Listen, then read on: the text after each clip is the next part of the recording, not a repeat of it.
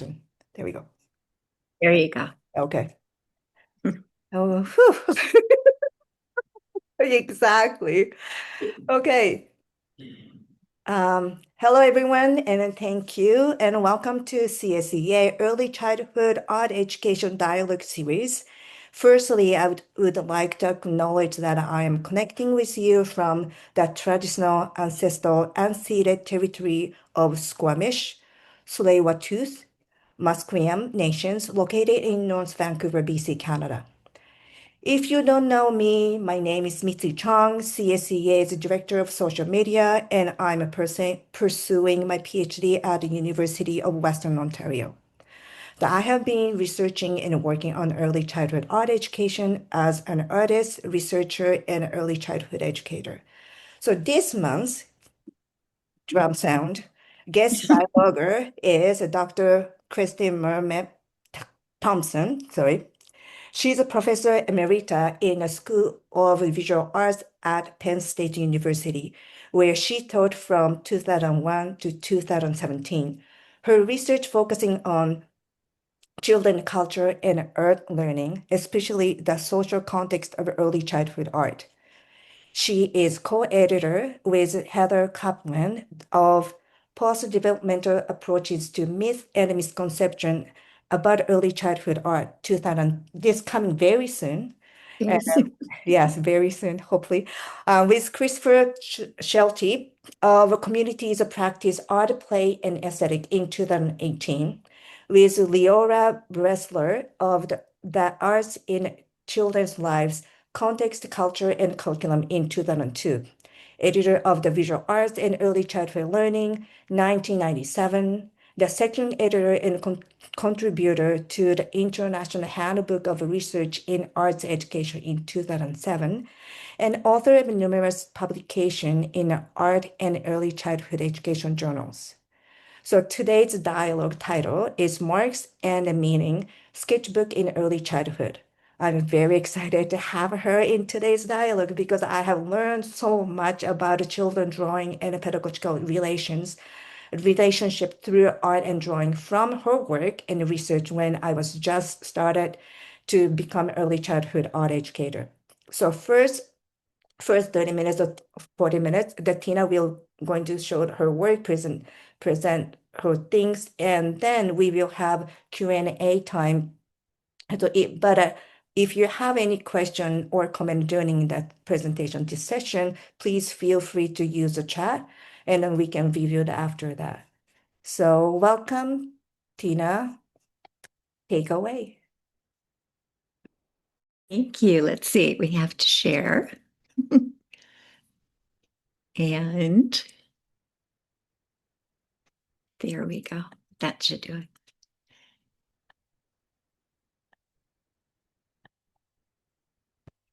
Where is my...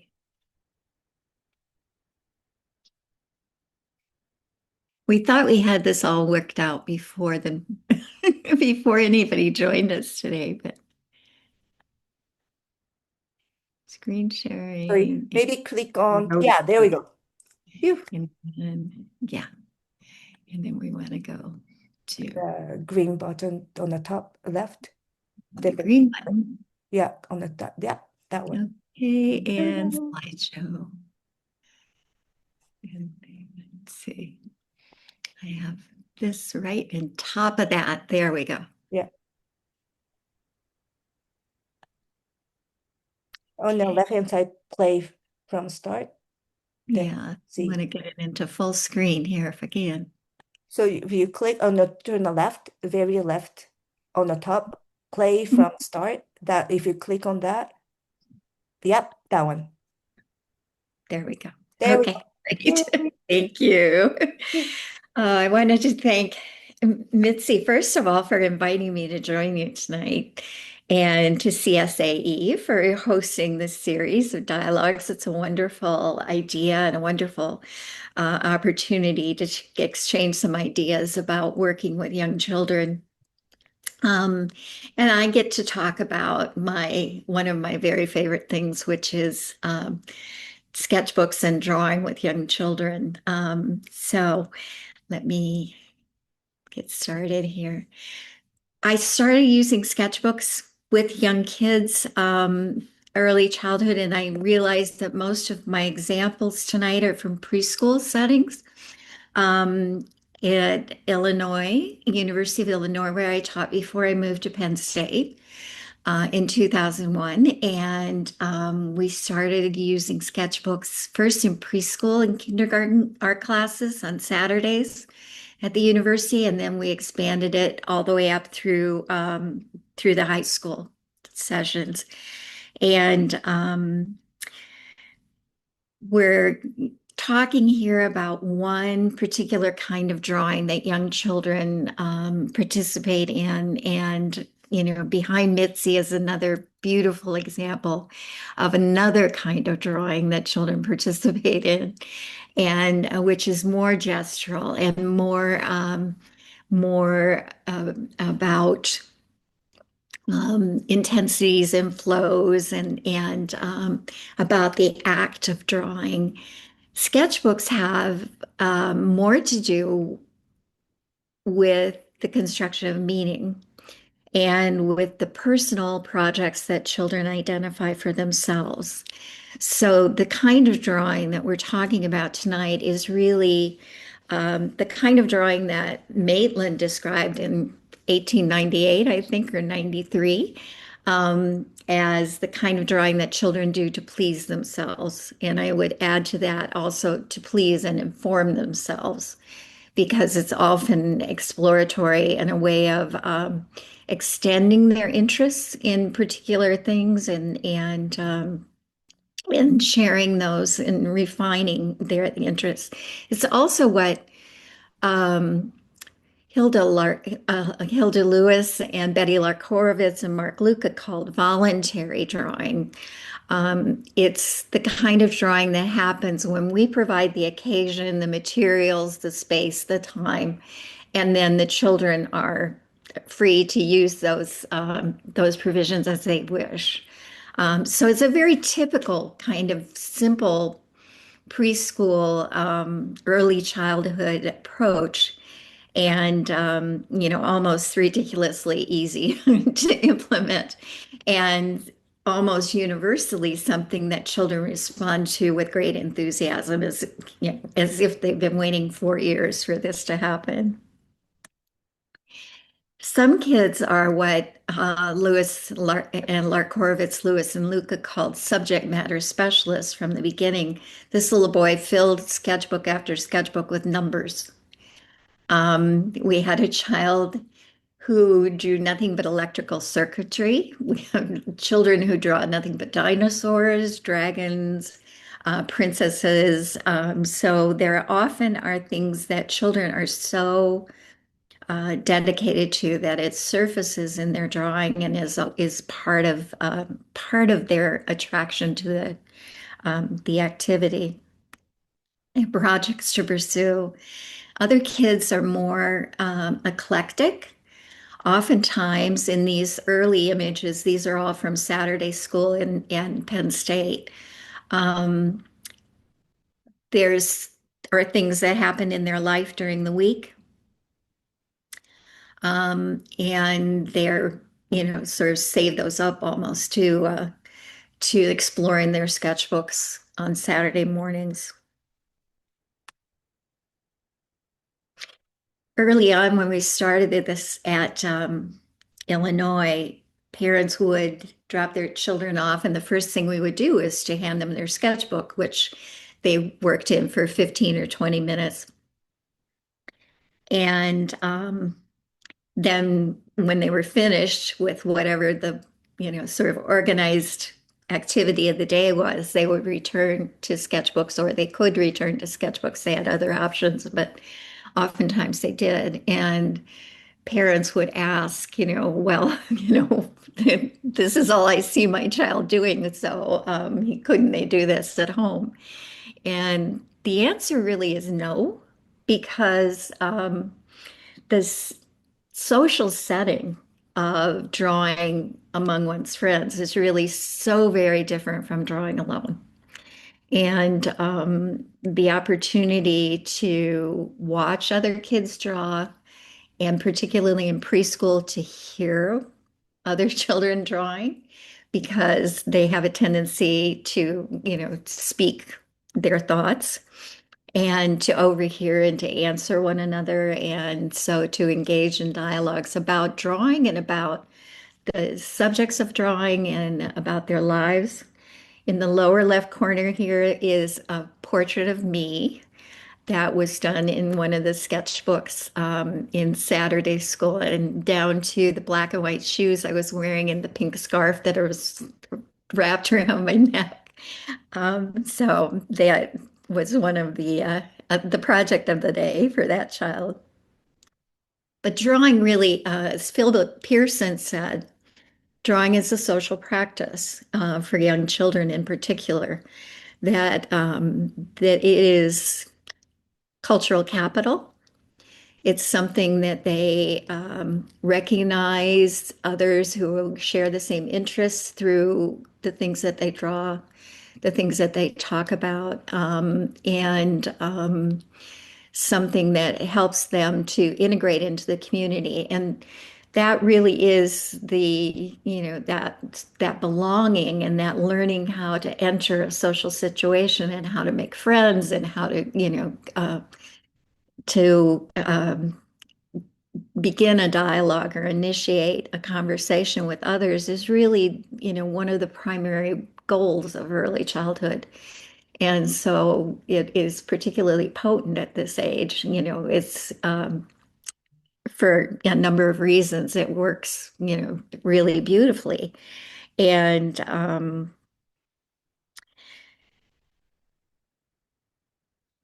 one of the things that I noticed early on as we were doing this is that what children choose to draw influences how they learn to draw.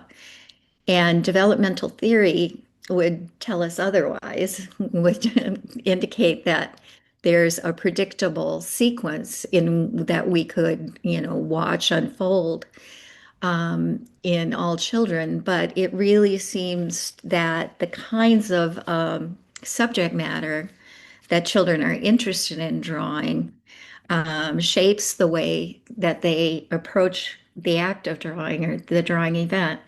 So, for example, it makes sense to draw a dinosaur or a dragon or fish, sharks, with a continuous contour line. And that's not something that, developmental theory would attribute to kids of this age. So, we see different approaches to drawing emerging for different children. I think very strongly influenced by their choices of subject matter.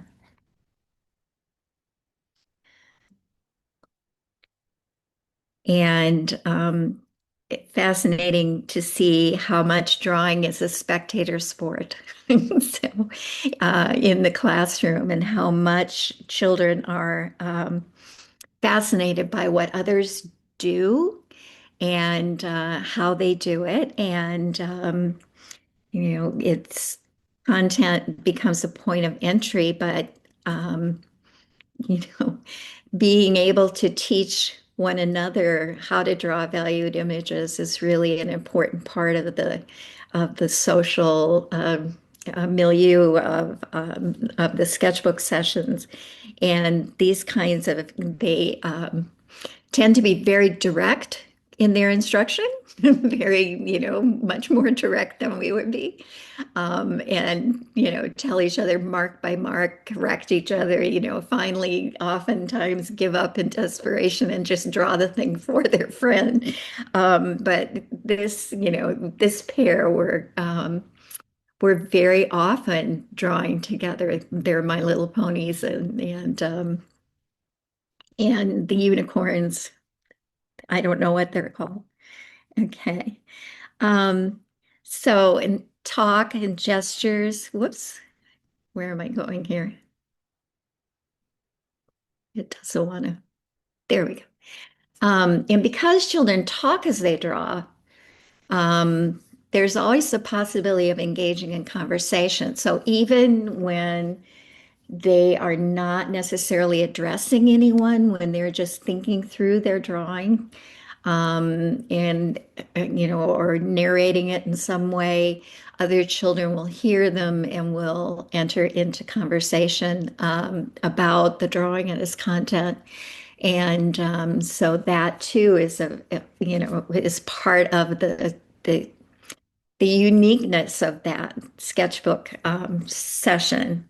So, and time to share with parents. Oftentimes, when parents drop their kids off in the morning at Saturday school, we would see this um, them taking the opportunity to kind of review the sketchbook with the children, and it became a very nice way of them, sort of taking their leave, which oftentimes is, difficult, and also, kind of transitioning the children into the space and the time. So, so this became, drawing in sketchbooks became an integral part of the university-based Saturday art classes that I supervised, both at the University of Illinois and then at Penn State. Um, and so we needed, for all these reasons that we've just talked about, but I wondered if sketchbooks would be as magical in a very different setting. And so I had the opportunity to take a year of sabbatical leave and move to Chicago, where I now live full time. But to introduce sketchbooks in a very different setting and to see if, how they would be received by children in a very different life circumstance than the children who are living in a small university town and are mostly the children of professors and graduate students. And these children in Chicago were attending a Head Start center, and a Head Start is a federal program that is available to children whose families earn less than the legal poverty level for a family of their uh, the size of their family. And in this instance, the kids were primarily Mexican, second or third generation Mexican immigrants to Chicago. And they were all bilingual to some degree. That, could mean that they spoke primarily Spanish and were learning English in order to move into Chicago public schools when they were 5. Or it could mean that they primarily, came from Spanish-speaking families, but primarily spoke English. So everything in the center was said twice. Everything the teachers said to the children, they would say in English and in Spanish, and then just that rhythm was very effective in including everyone. And there were the kids there were 3 and 4 years old, and I had never worked with 3-year-olds before, and so I was I was a little concerned about that, but they were fabulous. They were fabulous. Um, and there were 16 classes. I saw each one at least once a week, and then several of them wanted more time, and so I spent 2 sessions a week, about a half an hour with each one, and all I did with them art-wise was was sketchbooks. So in one class, they did primarily watercolor sketchbooks because the kids had just gravitated toward using watercolor in their sketchbooks. Mostly, we used, simple markers and Sharpies and this study was actually funded by an AEA research grant and by Penn State. So should acknowledge that. So some of these slides, I have quotes from an upcoming article that I wrote for a special issue of Art Education. that's coming out soon that Mitzi is also also has an article in. And so one of the things that I think is important is that sketchbooks veer away from the imposed cultural narratives that we tend to see too much of in preschools, where their children are subjected to the holiday, the parade of holidays, and allows children to engage in playful encounters with drawing that amplify their voices and highlight their interests and build their relationships with adults and other children. When the 3-year-olds got their sketchbooks, many of them used them to explore marks. And so watching this drawing evolve over the period of a year was really fascinating, because working alongside the 4-year-olds and also having that weekly, very focused practice of drawing together really moved them along quickly. Other children, or all children as the years went on, began to identify and pursue stories and drew people and things that mattered in their daily lives: families, houses, cars, amusement parks. They were very much urban children. And they lived in a neighborhood that was disputed gang territory, and came to, were very carefully guarded by their families. They were very treasured, kids. Okay. And um, so their drawings, this is Leslie's drawing, and she, had a particular interest in just about everything domestic and and sweet and girl-like. So hers, butterflies and playground equipment and family, and there are flowers for me, and there's flowers for her mommy. And so, and they draw people and animals and things beyond their direct experience. Those things they encounter through books and movies and television and videos. And I wanted to share with you one really focused kind of case study, a very small one.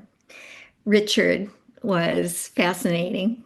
He was 4 years old when I came to the center, and oftentimes when I would get there to his class at like 9 o'clock on Monday morning, Richard would already be sitting in his cubby because he had disrupted circle time. And so Richard really didn't love anything as much as he loved drawing. And the rest of the time when he was not drawing, he was tending to get into trouble.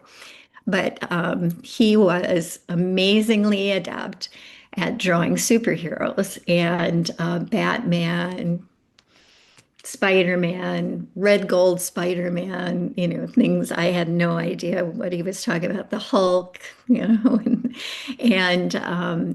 he was amazing. I mean, these are drawings by a 4-year-old, and he would draw on every surface in the room, and he was very intense, incredibly intense about the whole thing. And so oftentimes other children had to be moved away from Richard because, that would be conflict with sharing materials and things like that, his pens.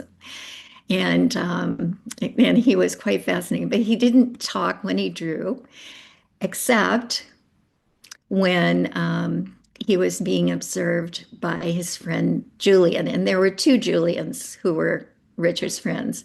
And they were friends because of their shared interests in superheroes and in drawing superheroes. And so here's another instance where watching and, where they would just spend time watching a friend draw. And it happened a lot. Um, and They didn't necessarily share his facility, but they did share his interests. So this is Richard, or this is Julian Rivera, and he's drawing a picture that he then asked to be titled "Me and My Friends Killing Mr. Sun," which was a response to hearing his lovely little classmate Alexa describing her drawing of birdies flying over the water to see Mr. Sun. And so this was his commentary on his friend's drawing. And then this is Richard Diaz or Julian Diaz drawing a whole lot of Batmans. And next to it is the drawing of Richard's that was just found around the room of superheroes in combat. And so they shared not the same level at all of drawing facility, but they did share that interest in subject matter. And so socially, that became a glue in the classroom that was, very, very potent. And, that was, amazing to see. Um, One of the things that when I got to the center, they were very interested in um, maintaining a peaceable kingdom. And, particularly given the kind of circumstances that some of the children were living with at home and some of the neighborhood dynamics. And so they had outlawed superhero play on the playground, in the classroom. And they just, that was not something you could do. And I was kind of crushed because I wanted, to uh, to be in a situation where children were able to explore what they were truly interested in.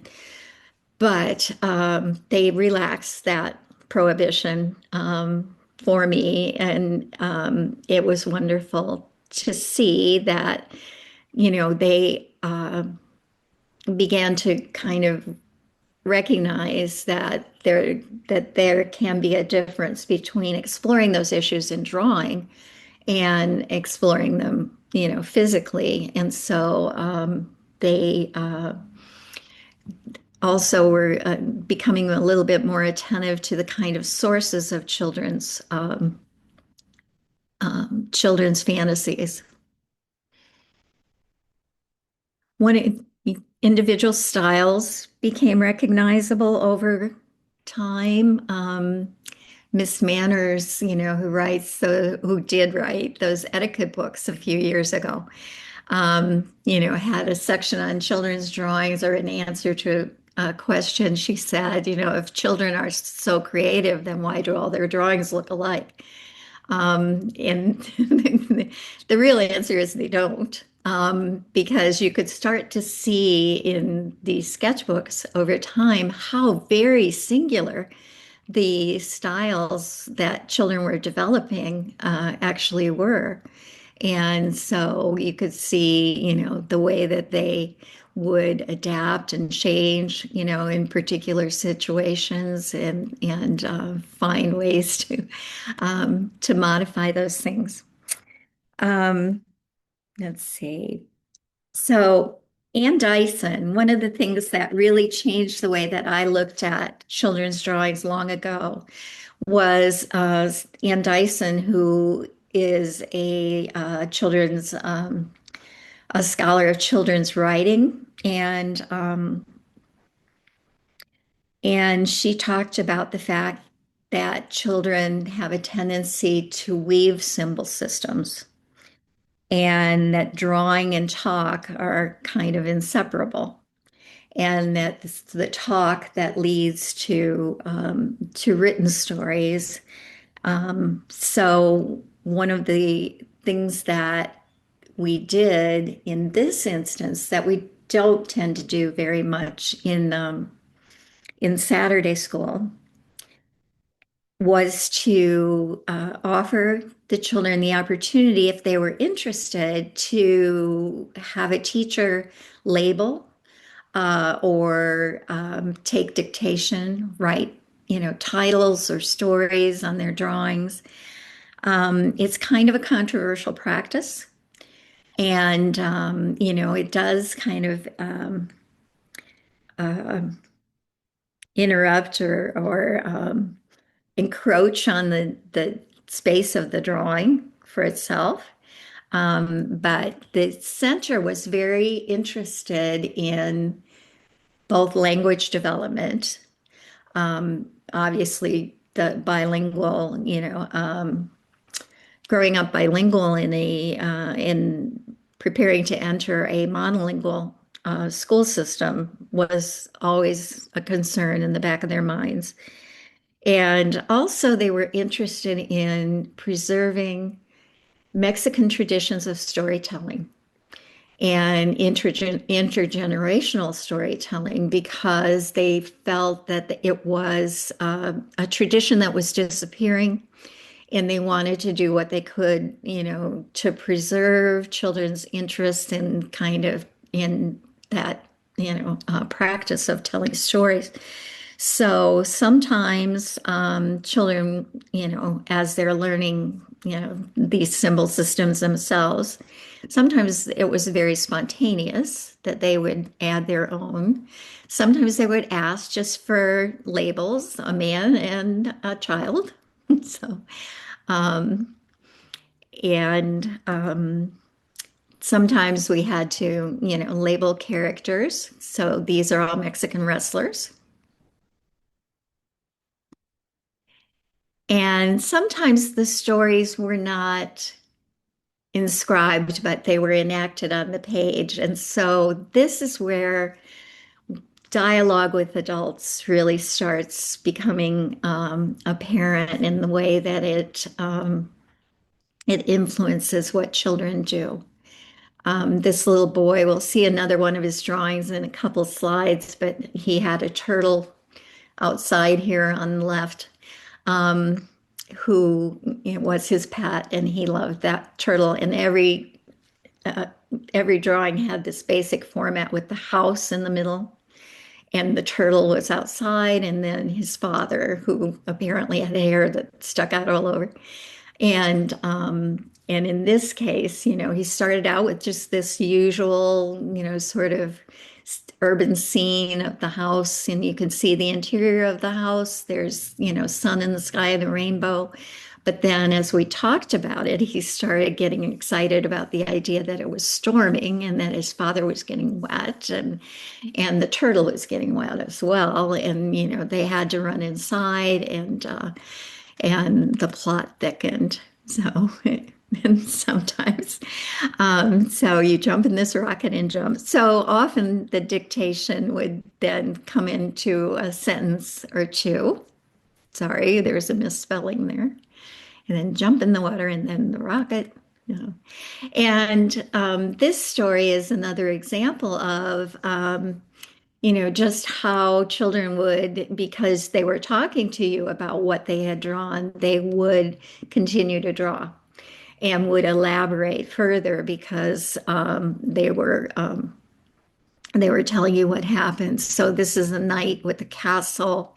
And at first it was just the night in the castle, and then there was the addition because we were talking about it and he thought it was funny. So the addition of the battle going on in the lower right corner where someone's been stuck with a spear, and the warrior is standing over the body, and, so that kind of dialogue that happens, even when it's not recorded. Recording it has its advantages, but I think there are also limitations to that. But one of the things that a bound volume allows is that children can review their images, and that allows them to, to see where they've been and to review their progress. So at when I was in Chicago doing this research, I went home to Pennsylvania after Christmas break, and meant to come back right away, and ended up finding that my house had burned down on the day after Christmas. And so it was a couple months before I got back there. It was March. And some of the teachers, thinking that I wasn't coming back, had sent the sketchbooks home with the children. And one of the fathers was telling me that His daughter brought her sketchbook out every night before she went to bed, and they read through it together. So they shared, she told them about the drawings and she reviewed what she had done. And this kind of record of having it all there is really kind of special for that reason. And also revisiting stories. Mm. So, um, and seeing what happens. And then um, watching one another and sharing, instructions. This is also a portrait of me. So this is from another time. Um, and collaborating and doing, so mirroring and all of those very, very social things that are going. But they're ultimately, I think that what is amazing here is that children are recording the lives that they live and the lives that they imagine. Um, on the left is a drawing which defines her house along with all her friends. And here's the drawing of the little boy who did the rainstorm on an earlier slide. You can see the same format with the people in the windows and dad outside and the turtle on the other side. Um, and lives that are imagined and embellished. So here we're drawing SpongeBob and Barney and, labeling those. Sorry, I went back. Um, and the kind of intensity and absorption that children show in pursuing these projects is really quite remarkable. And And another thing that they do is to explore drawing problems that are related to their kind of to their interests. And how do you draw people inside a vehicle, um, and or driving farm equipment, um, but always exceeding our expectations. And I think that's what they taught me in both settings is that um, it is there's so much more to what children do and are interested in and are capable of than we tend to attribute to them. And so it has been an incredible experience to watch these sketchbooks evolve and unfold. And just a kind of final thought, particularly in these perilous times and when funding for early education and the safety that children rely upon are compromised. Drawing as a form of exploration, inquiry, and imagination is more critical than ever. And this time, this space, this material provision, very simple way of providing that space in their lives for them to have this experience. So thank you so much for this evening and Mitzi for inviting me. I was curious, and I'm really curious about the questions that you have, and thinking about ways that this format of sketchbooks could be expanded to embrace other media and materials, and hearing what you're most curious about. So, and there's my um, email if you would like to get in contact later, but I will get out of my shared screen. Thank you so much. It Yes. was so good. Thank you.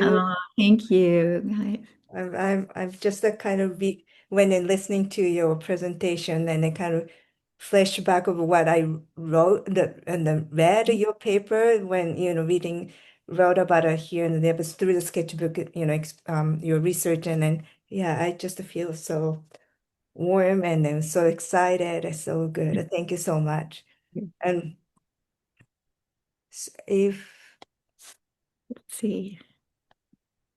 any before maybe I'm going to jump in. If anyone, oh, Tamina, hey. Hi, Oh, Mitzi. Hi, Christine. Hi, Uh, Tamina. How are Hi you? Rita, I'm good. It was so Good. nice to hear you. I should say I joined a bit late, so I missed quite a bit of the presentation, but it was so lovely to hear you. And I should mention, even after you left Penn State, the legacy that you left with Sketchbook, it continued in the Saturday Art School.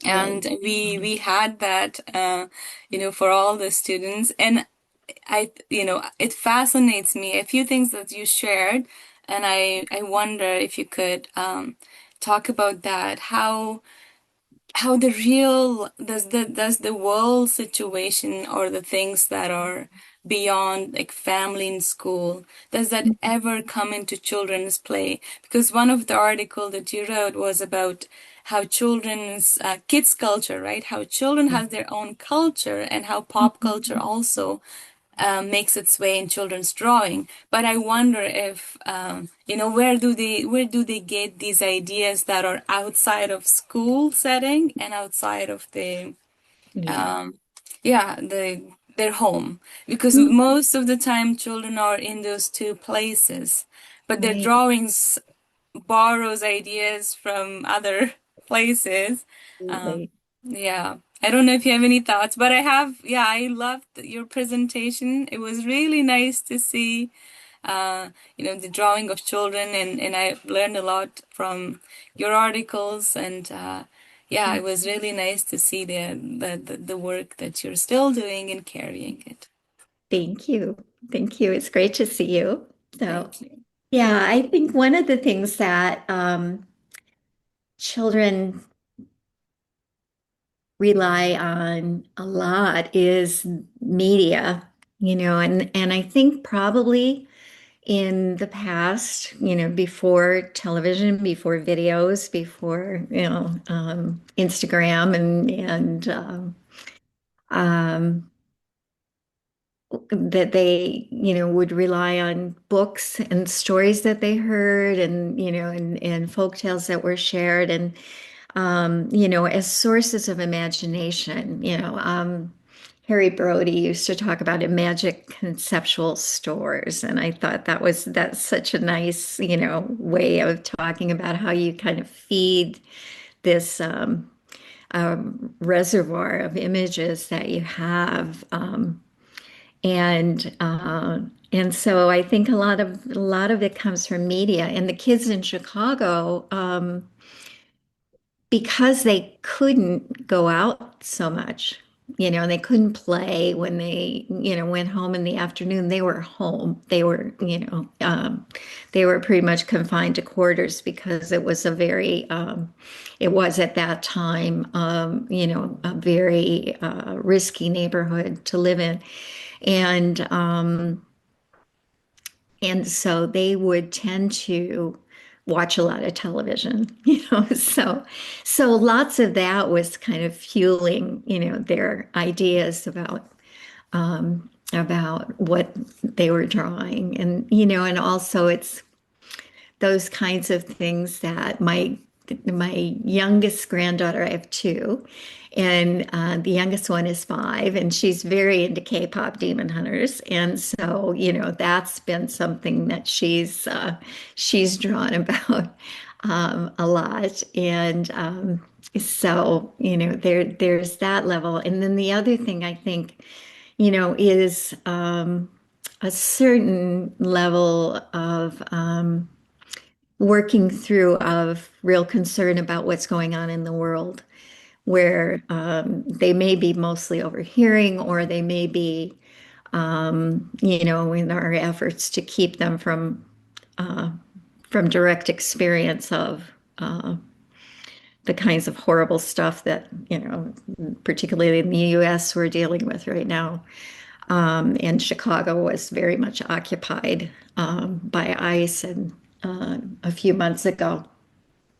And so I think that that does surface in their drawings as well, and certainly in their play on the playground, and that becomes part of their lives, and so yeah, that's.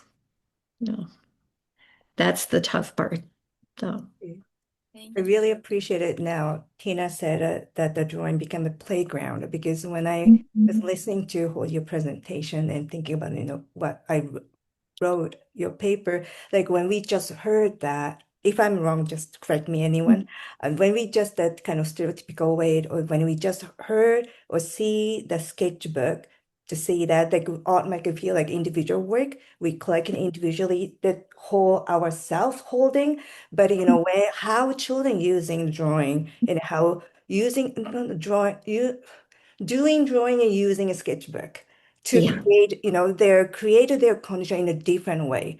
More the drawing, not just the drawing, I think sketchbook itself, it getting like, as you said, a playground. Also me, I thought a kind of magnet to, invite, pulling the people to come and see, let's play, do something. How about this? How about that? Getting kind of provocation, but at the same time, invitation to, to connect. But again, they're making their, particular image in a paper, but same time that as you said, getting story, telling story through the drawing to through the pages, back and forth to visit, other peers. So it's really, yeah, fascinated to hear that the how children Absolutely. create.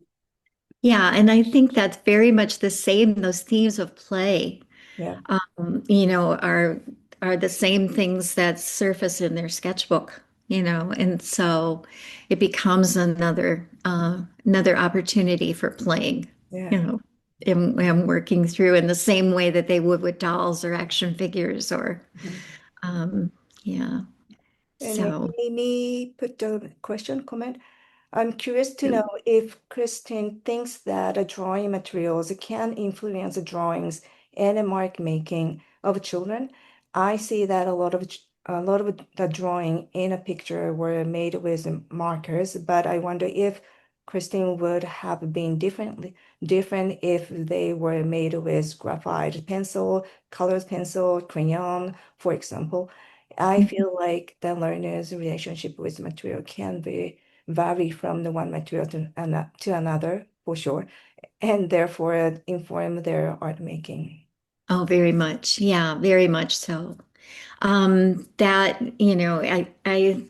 the reason the reason that we use markers mostly is so they make nice photographs, which is a terrible thing to say, but it's true. And uh, but it does make a huge difference, Yeah, what material they're using and how uh, and just the capacity, it makes a difference in the way they draw, when they have a crayon versus, yeah, or an oil pastel or pencils, colored pencils. Yeah, for sure you. affects their drawing. Yeah, different. Maybe Malvika, would you like to say aloud?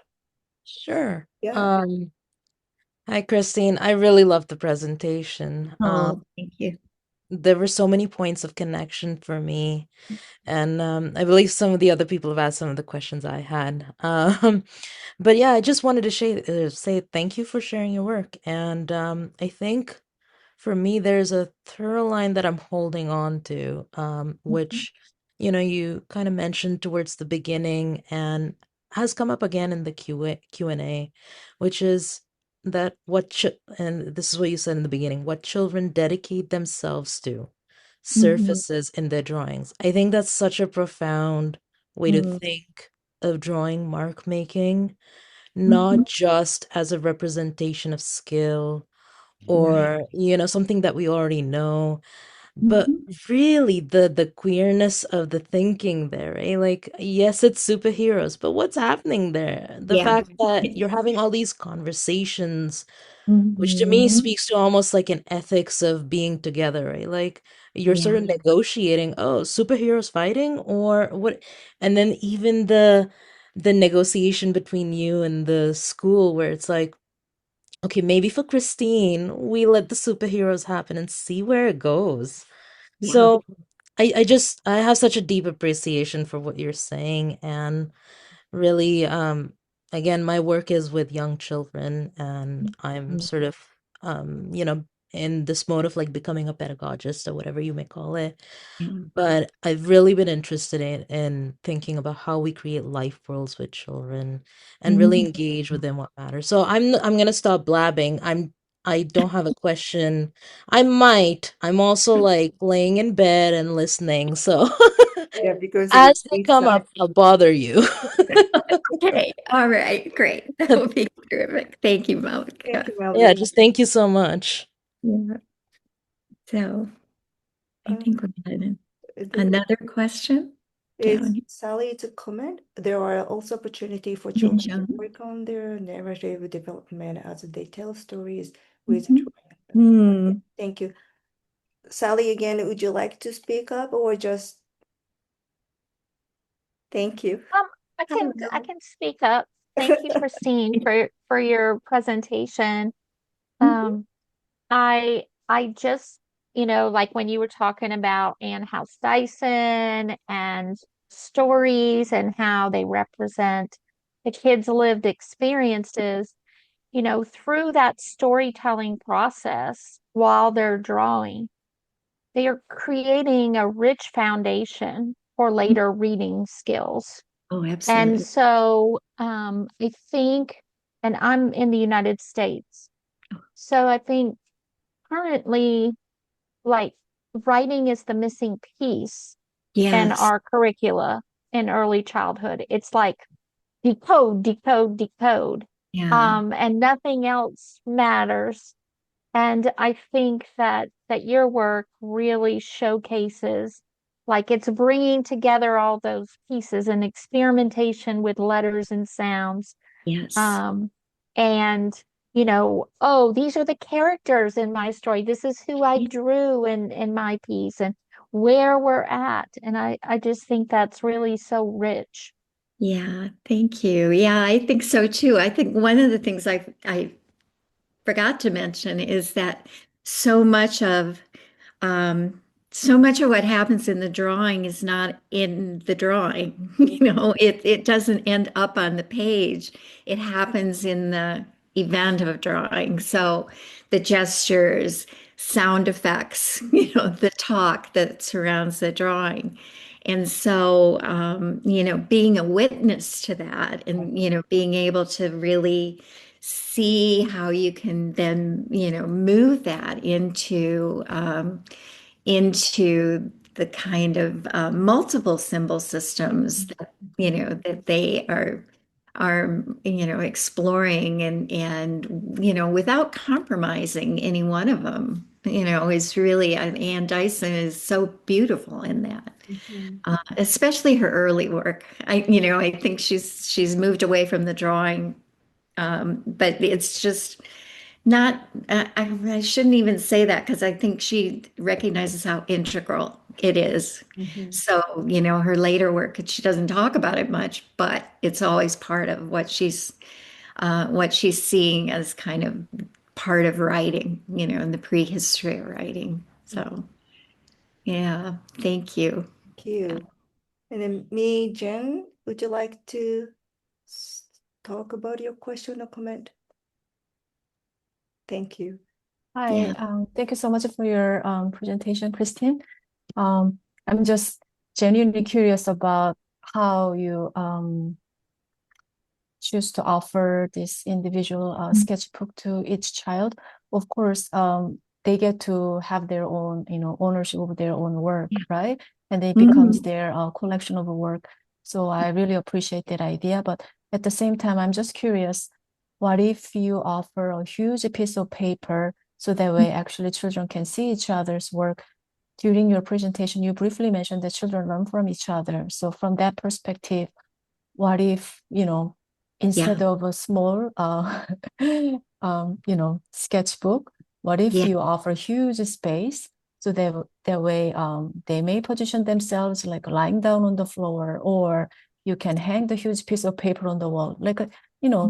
different surface level, different position can It's fabulous. offer different way of being. So yeah, that was my question.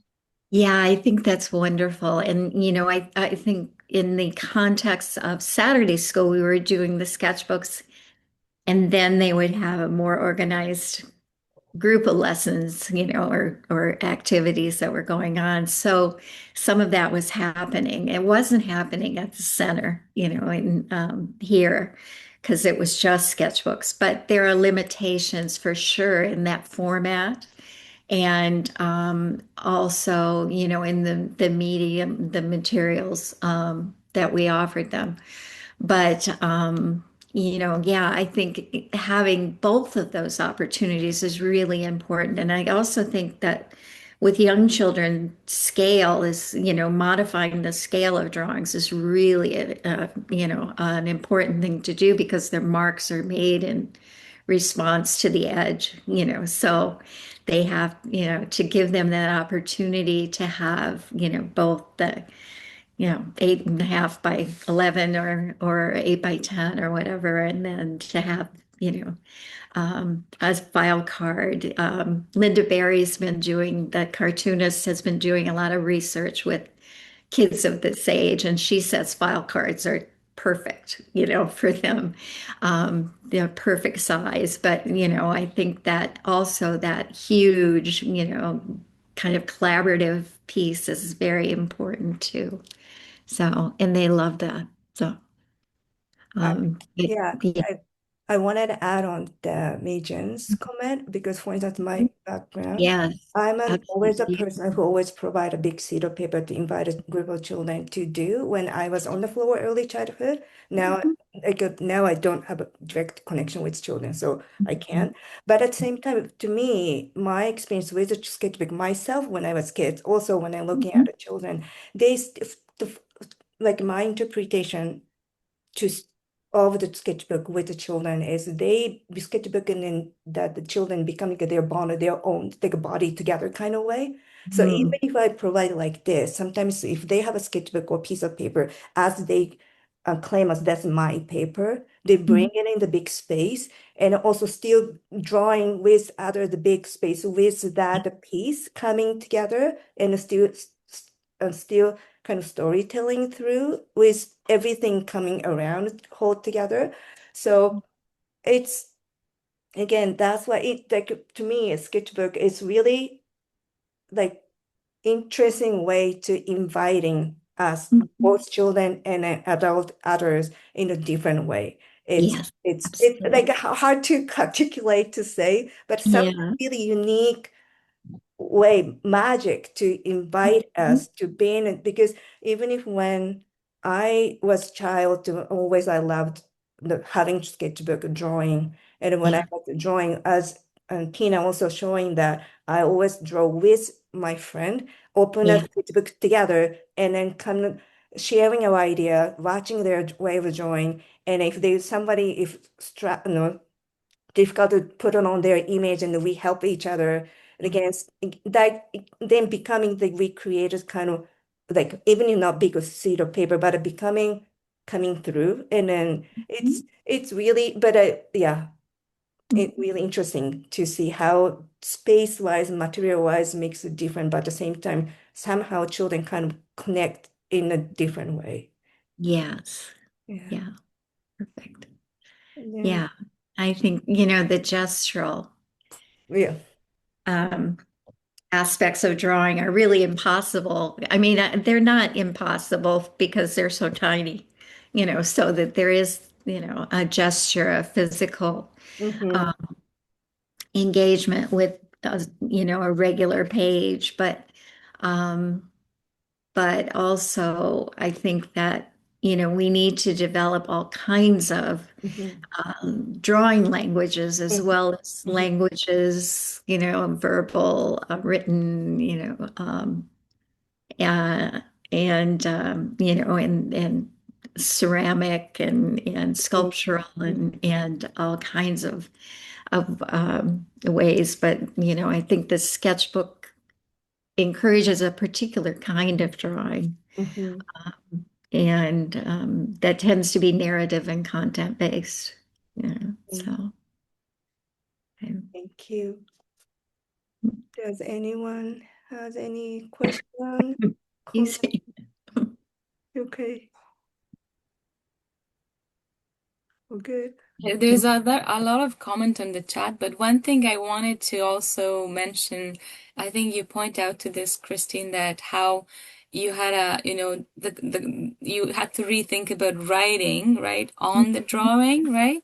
Yeah. So when I was drawing with children, I'm also fascinated. Something that fascinates me a lot, it's children's drawing. But one thing, and when you mentioned it about the tension of writing, what it made me think about is how children's drawing change. Mm-hmm. The same Very true. drawing Very true. could be a different story Mm-hmm. tomorrow. Mm-hmm. Right. Mm-hmm. Yeah. That's why sometimes it's hard when we write it, we give meanings to it and we feel like we want to fix it.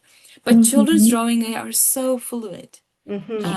And it's open to change. And no matter what, if it's drawn on a big sheet of paper or a Mm-hmm. small sketchbook, um, I think it's where they speculate their thinking about the world. So Mm-hmm. nothing as in the same way that we think of it as fixed, as formed, Mm-hmm. as formulated, but rather a contemplation, a space of contemplation and speculating ideas. Mm-hmm. Mhm. Yes, Yeah. Very exactly. good. I like that Tamina's Yeah. comment Yeah, but about it's fascinating that they very do true. that, right? Very That's true. where it's so interesting because it could change and you could be Yeah. writing the same thing. You could be documenting the same photo Yeah. with multiple Yeah. stories. Absolutely.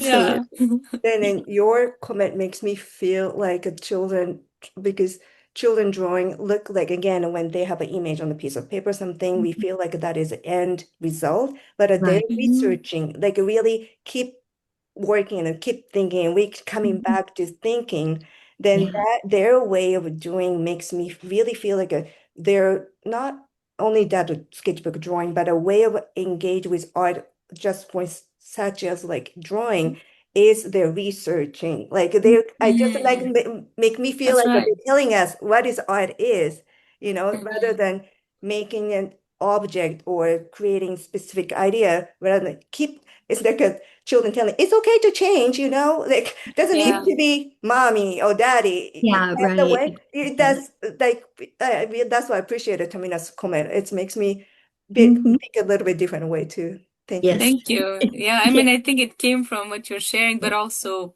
like the experiences of me also Right. taking the sketchbook idea. So I worked as a childcare manager here Mm, after, I finished my master's, yeah. and I decided to give every child in the 3 to 5 classroom a sketchbook. Well, that's good. And yes, and they graduated. When they graduated, I Because took the sketchbook and I I wrapped it got, in a nice piece of Oh, gift wrap and I gifted yeah, that to them because it was all of their little yeah, drawings and no, that's wonderful.